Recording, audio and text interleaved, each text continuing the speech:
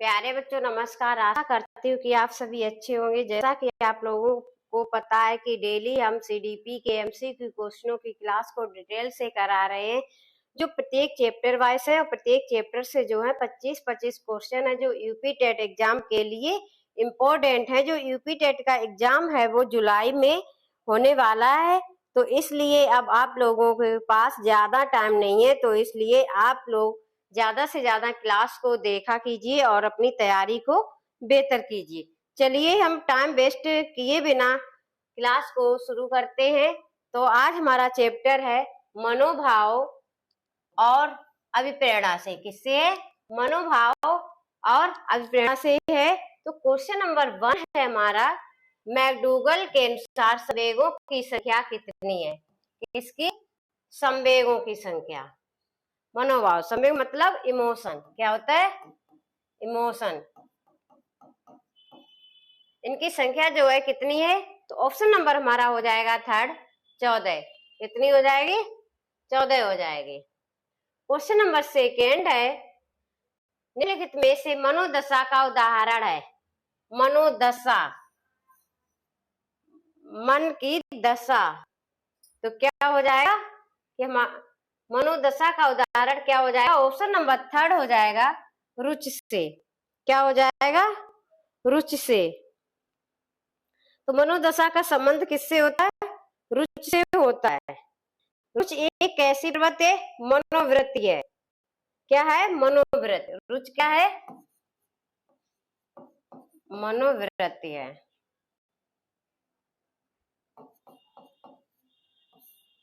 मनोवृत्ति है। इसका जो गहन स्तर होता है वो क्या कहलाता है? गहन स्तर अभिरुचि होता है। क्या होता है? अभिरुचि। क्वेश्चन नंबर 3 है, एक परिस्थिति में अर्जित ज्ञान का दूसरी परिस्थिति में उपयोग कहलाता है। यानी एक परिस्थिति में कोई ज्ञान सीखा है और उस ज्ञान का उपयोग करके हम किसी दूसरी परिस्थिति को भी सीखते हैं, तो हमारा क्या कहलाता है? ऑप्शन नंबर हमारा हो जाएगा 2, सीखने में स्थानांतरण। क्या हो जाएगा? सीखने में स्थानांतरण। क्वेश्चन नंबर 4, क्वेश्चन नंबर 4 है हमारा, मानसिक स्वास्थ्य के नियमों को खोजना और उन्हें बनाए रखना अध्ययन का केंद्र बिंदु है। यह कथन किसका है? क्या है कथन? मानसिक स्वास्थ्य के नियमों को खोजना और उन्हें बनाए रखना किसका अध्ययन का केंद्र बिंदु है। ये कथन किसका है? तो ऑप्शन नंबर हमारा हो जाएगा थर्ड, ड्रेवर का। किसका हो जाएगा? ड्रेवर का। क्वेश्चन नंबर 5, अभिवृत्ति संप्रत्यय है। क्वेश्चन नंबर 5 जो है वो क्या कह रहा है? अभिवृत्ति संप्रत्यय है। क्या है? संज्ञान परक, क्रिया परक या संवेगात्मक है। तो क्या हो जाएगा?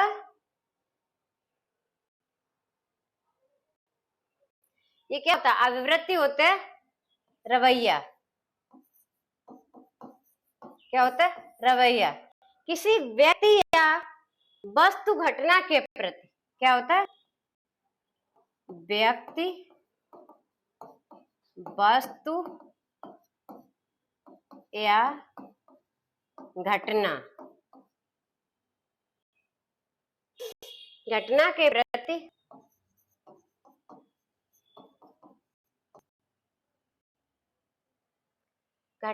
प्रति खास ढंग से। कैसे?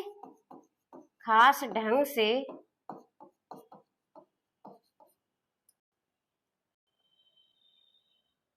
अनुक्रिया करने की मानसिक तत्परता। क्या है? अनुक्रिया करने की मानसिक तत्परता। मानसिक तत्परता क्या है? मानसिक तत्परता है। क्या है अभिवृत्ति संप्रत्यय? यानी किसी व्यक्ति को देखकर या वस्तु को देखकर या घटना के प्रति जो हमारे मन में खास ढंग से अनुक्रिया करने की मानसिक तत्परता उत्पन्न होती है। क्या मानसिक तत्परता उत्पन्न होती है, तो उसको हम अभिवृत्ति कहते हैं। इसमें क्या क्या आता है? इसमें जो है संज्ञान परक भी होगा, क्रिया परक भी होगा और संवेगात्मक भी होगा। तो ऑप्शन नंबर हमारा क्या हो जाएगा? फोर्थ हो जाएगा, ये सभी। यानी इसके जो है ये तीनों कारण इसमें आते हैं। ठीक है, इन तीनों में जो है अभिवृत्ति संप्रत्यय पाया जाता है। संज्ञान परक में भी, क्रिया परक और संवेगात्मक, ये सभी हो जाएगा। तो क्वेश्चन नंबर 6 है हमारा,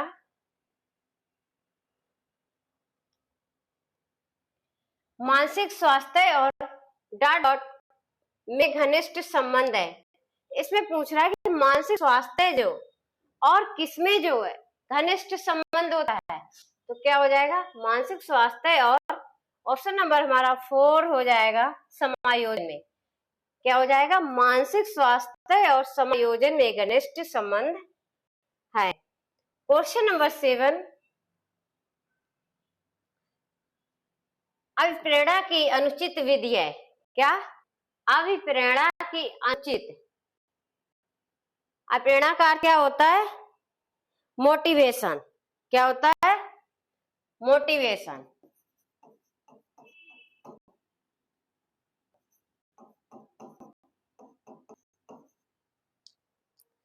अभिप्रेरणा का अर्थ होता है मोटिवेशन। सॉरी, एक सेकेंड।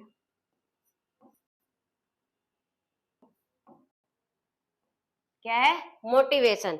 मोटिवेशन शब्द जो है ये किस भाषा का है? लैटिन भाषा का। किसका है? लैटिन भाषा का है, जिसका अर्थ क्या होता है? मोटम। लैटिन भाषा किससे बना है? मोटम से बना है, जिसका अर्थ होता है व्यक्ति को सक्रिय करना। क्या होता है? व्यक्ति को सक्रिय करना। ठीक है, तो इसमें कह रहा है कि ऐसा इसमें कौन सा कारण है जो मोटिवेशन में प्रयोग नहीं किया जाता, यानी बच्चे को सतर्क नहीं किया जाता दंड देके, प्रशंसा एवं दोषारोपण करके, या प्रगट की जानकारी से, या प्रतिस्पर्धा से। तो ऑप्शन नंबर हमारा क्या हो जाएगा? फर्स्ट हो जाएगा दंड। दंड जो है कैसा प्रेरक है? निषेधात्मक प्रेरणा है। कैसी है? निषेधात्मक।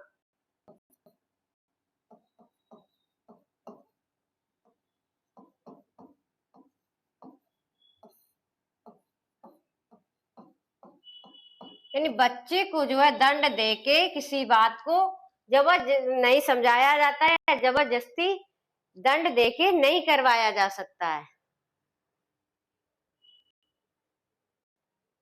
क्वेश्चन नंबर 8 है, भूमि सुरक्षा की आवश्यकता सभी डॉट डॉट प्रेरक हैं।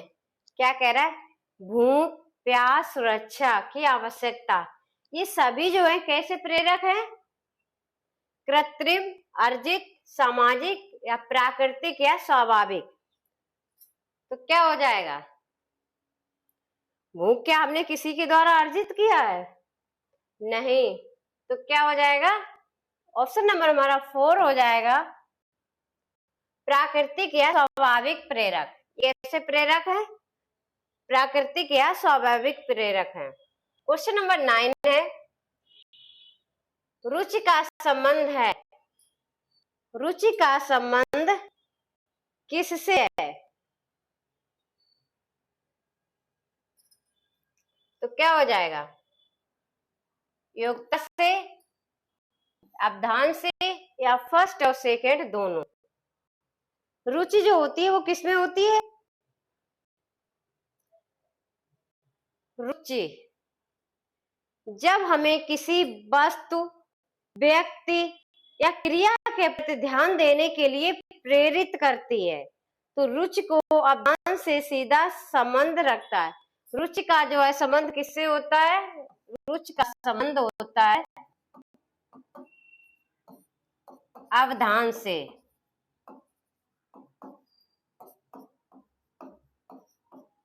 अवधान से, अवधान मतलब होता है ध्यान। ध्यान और अवधान जो है एक ही शब्द है, ठीक है। रुचि, जब किसी वस्तु, व्यक्ति या घटना के प्रति हमारी रुचि होगी तो उस पे हमारा ध्यान अवश्य जाएगा। तो इसलिए ध्यान और रुचि का जो है संबंध घनिष्ठ होता है। तो ऑप्शन हमारा हो जाएगा थर्ड, फर्स्ट और सेकंड दोनों। जहां रुचि होगी वहां अवधान यानी कि ध्यान भी हमारा जाएगा। क्वेश्चन नंबर 10 है, संप्रत्यय निर्माण का अंतिम सोपान है। क्या कह रहा है कि संप्रत्यय निर्माण का अंतिम सोपान जो है क्या है? तो ऑप्शन नंबर हमारा हो जाएगा फोर्थ, सामान्यीकरण। क्या हो जाएगा?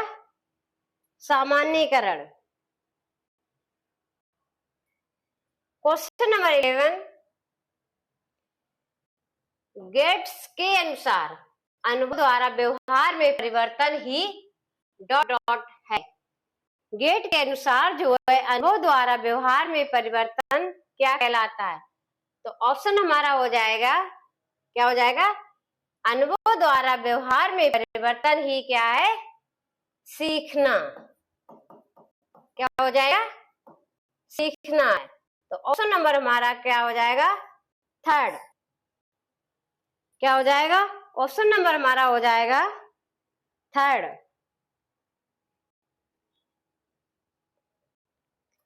क्वेश्चन नंबर 12, ध्यान का संबंध है। पीछे इसको समझाया था, रुचि का संबंध किससे था?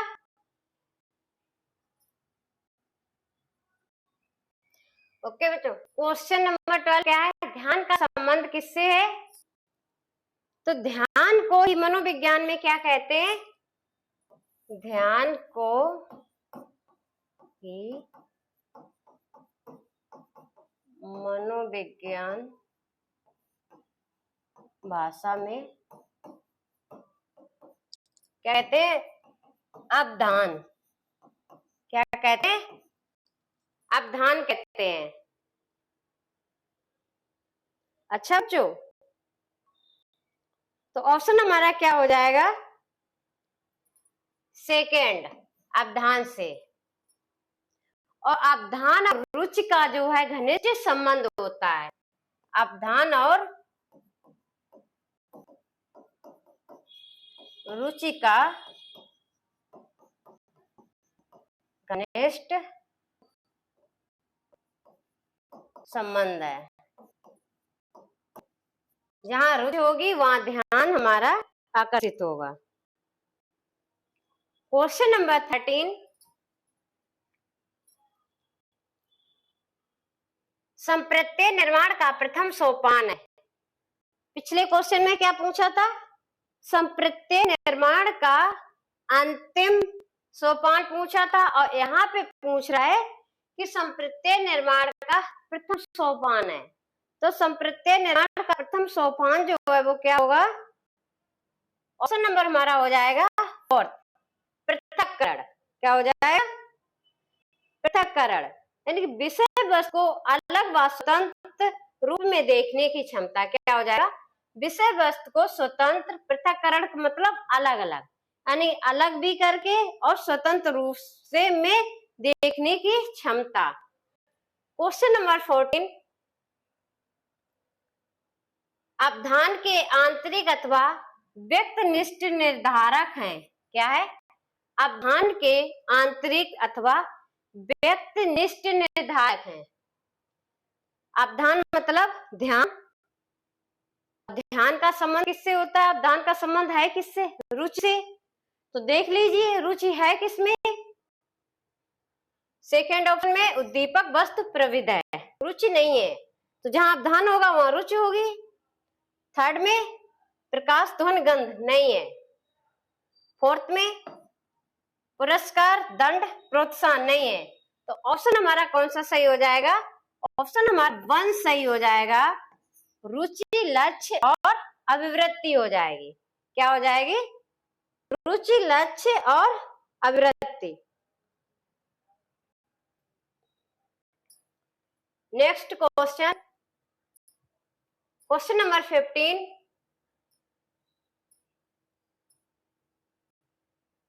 एक सेकेंड। क्वेश्चन नंबर 15 कह रहा है ध्यान आकर्षित होने में की प्रमुख भूमिका होती है। क्या कह रहा है कि ध्यान को आकर्षित होने में किसकी प्रमुख भूमिका होती है? तो ऑप्शन हमारा क्या हो जाएगा? 1 उद्दीपन की तीव्रता। क्या हो जाएगा? उद्दीपन की तीव्रता।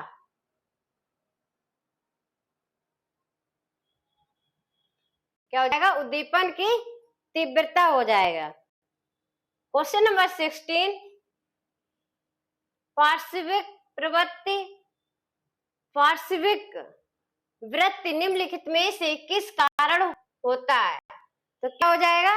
इड, ईगो या सुपर ईगो या उपरोक्त सभी। तो क्या हो जाएगा? ऑप्शन नंबर 1 हो जाएगा इड में। क्या हो जाएगा? ये किस में होती है? इड में होती है। किसने इड, ईगो, सुपर ईगो किसने दिए थे? सिगमंड फ्रायड ने। किसने? Sigmund Freud.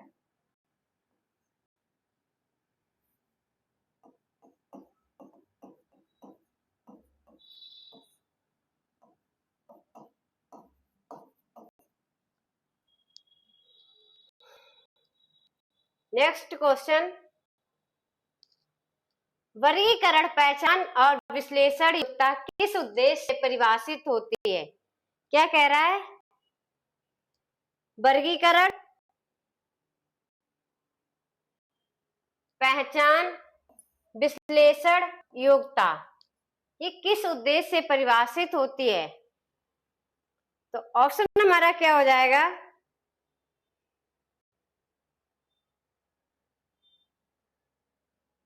1 अवबोधनात्मक। क्या हो जाएगा? अवबोधनात्मक।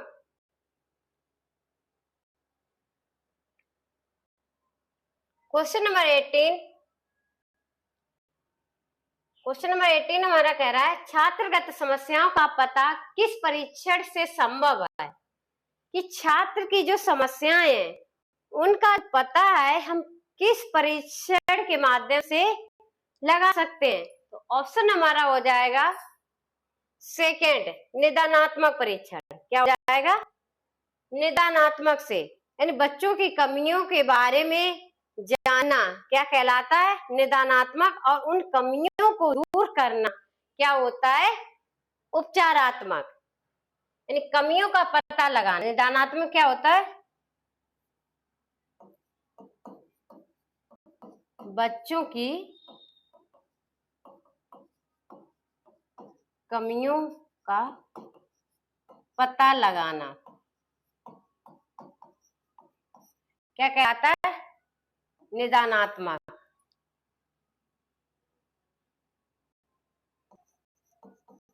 कमियों को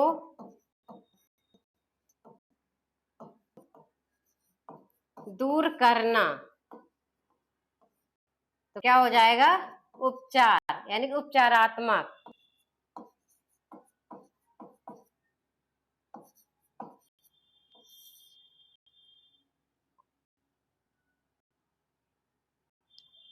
क्वेश्चन नंबर 19,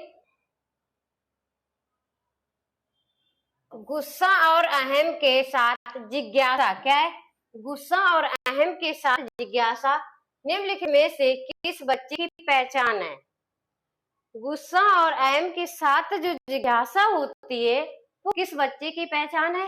मंदबुद्धिवाद, प्रतिभाशाली, तीव्र बुद्धि या सामान्य बुद्धि के? तो ऑप्शन हमारा क्या हो जाएगा? 1, मंदबुद्धि बालक। क्या हो जाएगा? मंदबुद्धि बालक। जो प्रतिभाशाली बालक होते हैं उनमें तो अहम और गुस्सा नहीं आएगा ना, क्योंकि उनमें क्या होती है, जिज्ञासु प्रवृत्ति के होते हैं। ये कैसे होते हैं?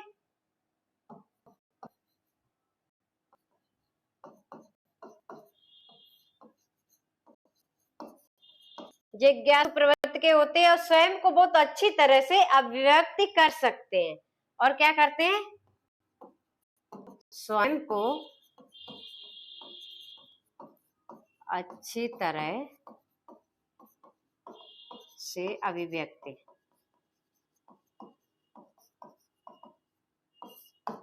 तो इनमें गुस्सा अहम के साथ जिज्ञासा होगी नहीं, तो ऑप्शन हमारा क्या हो जाएगा?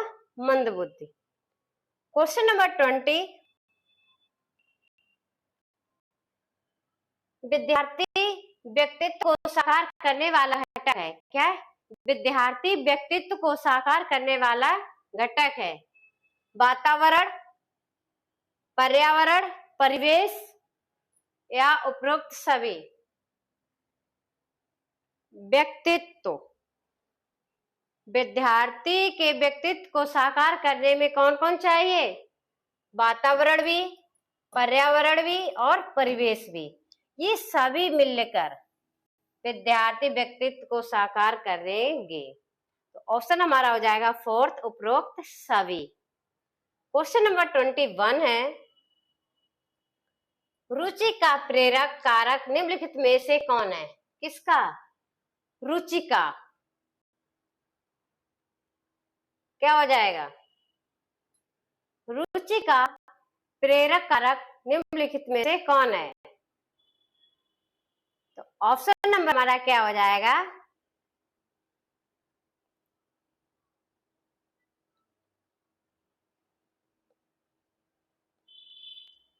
1, अभिप्रेरणा। क्या हो जाएगा?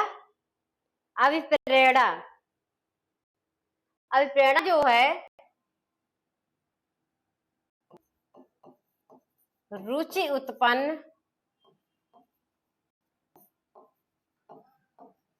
करने की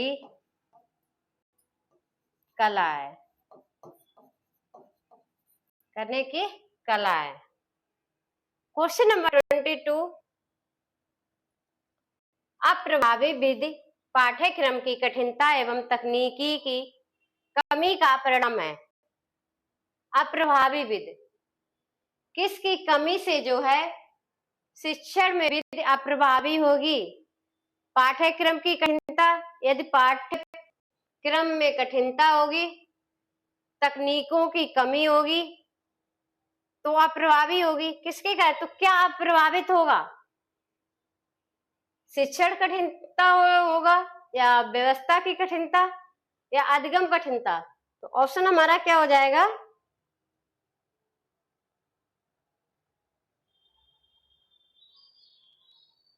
ऑप्शन नंबर हमारा हो जाएगा 2nd, अधिगम कठिनता। इससे क्या उत्पन्न होगी? अधिगम कठिनता। इन बच्चों के अधिगम में जो है कठिनाई उत्पन्न होगी। क्वेश्चन नंबर 23 है, समस्या समाधान की क्षमता आने लगती है। क्या है? समस्या समाधान की क्षमता आने लगती है। तो ऑप्शन हमारा क्या हो जाएगा? आने लगती है, यानी कि आने लगती है, समस्या समाधान की क्षमता जो है शुरुआत हो जाती है। तो क्या हो जाएगा? ऑप्शन नंबर हमारा हो जाएगा 2nd, 9 वर्ष। यानी शुरुआत जो है 9 वर्ष से हो जाती है। 9 वर्ष से 11 वर्ष से ऊपर जो है बालक अपनी समस्याओं का खुद समाधान कर लेता है और अमूर्त जो समस्याएं होती है उनके बारे में भी सोचने विचारने की क्षमता उसमें उत्पन्न होने लगती है। ठीक है, समस्या समाधान की क्षमता आने लगती है, यानी कि शुरुआत होने लगती है। कौन से वर्ष में? 9 वर्ष में। क्वेश्चन नंबर 24, व्यक्तिगत शिक्षार्थी एक दूसरे से डॉट डॉट में भिन्न होते हैं। जो व्यक्तिगत शिक्षार्थी होते हैं वो एक दूसरे से किस में भिन्न होते हैं? तो ऑप्शन नंबर हमारा हो जाएगा 1, विकास की दर में। किसमें हो जाएगा? विकास की दर में जो है विद्यार्थी एक दूसरे से भिन्न होते हैं। किसी का विकास जो है जल्दी हो जाता है और किसी का विकास जो है वो थोड़ी देर में होता है। क्वेश्चन नंबर 25 है, शिक्षार्थियों द्वारा की गई गलतियां और त्रुटियां तो बच्चों को कमजोर अथवा उत्कृष्ट चिन्हित करने के अच्छे अवसर हैं, या शिक्षक और शिक्षार्थियों की असफलता की सूचक है, या उनकी चिंता को समझने के अवसर के रूप में देखी जानी चाहिए, या कठोरता से निपटाई जानी चाहिए। तो ऑप्शन हमारा क्या हो जाएगा? थर्ड। यानी बच्चे जो गलतियां और जो त्रुटियां करते हैं